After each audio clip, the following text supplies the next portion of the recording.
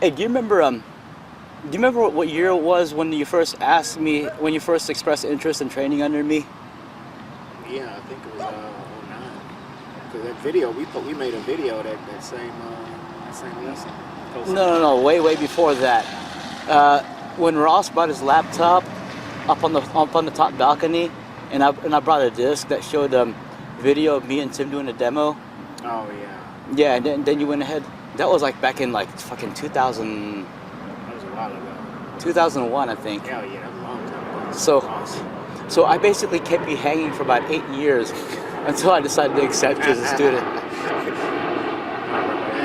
Like, okay, let's go. Like, what? Oh yeah. Call me out. I'm like, Yeah. Well, because I figured, okay, if I'm going to be an instructor doing my own thing, I got to be able to go ahead and go broke and just and choose who I'm going to teach. They really got to qualify to handle the shit that I got to show them, you know, because they can make it work. I mean, like for example, I had one student that was training with me for a long time, since like 2006, 2007. And then for a while, I lost touch from him, like around 09, I think.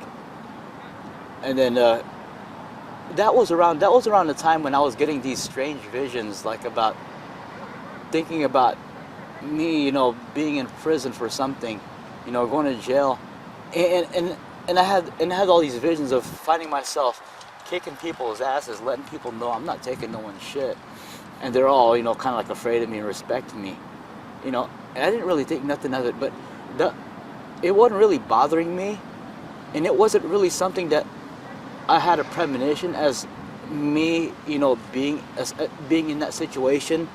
It was it was like looking at it from the world of someone else's eyes, you know, remotely.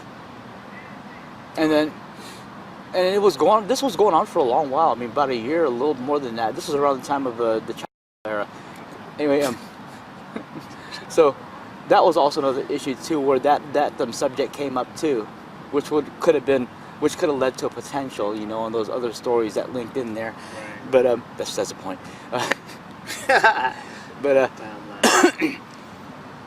You know, then when I saw that student come back again, I was like, hey, I hadn't seen you in a while. He, you know, we were training. You know, as soon as we started training, he goes, dude, you know, I have to admit, when I was gone, I ended up being locked up for about a year and a half. You know, he had some, you know, little DUI issue. I think it was probably a repeat thing. Oh, yeah. You know, some other personal issue he had, which led him into getting locked up in the Department of Corrections for about a year and a half or so.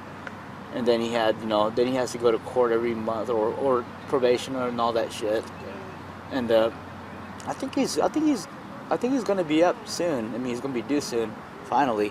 But oh yeah. But yeah, he told me, he goes, man, you know, everything that you taught me was everything that I needed when I was in there, when I was locked up.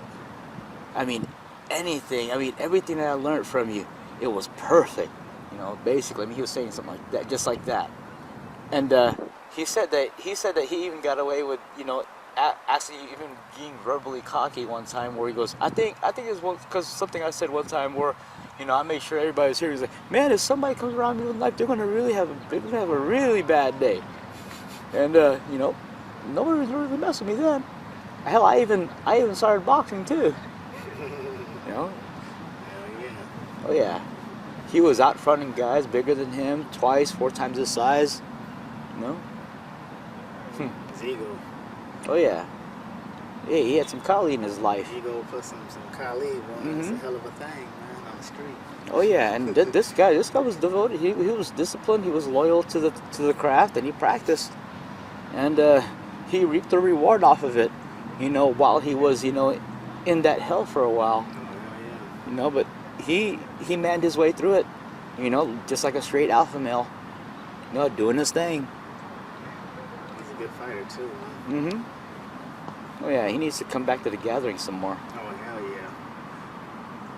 That time he ran that guy back, man, I'm like, god dang.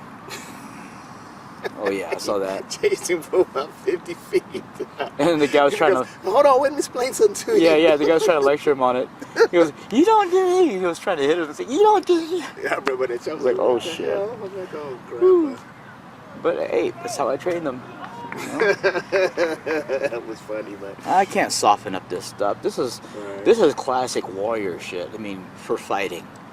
It's not like, some powder puff girl kind of thing, I don't teach in a mall shopping outlet or anything like that. I teach outdoors, where the real action happens, a lot of the times. Of course, a lot of shit happens indoors and in close quarters too. Oh, yeah. Where we also get to that also.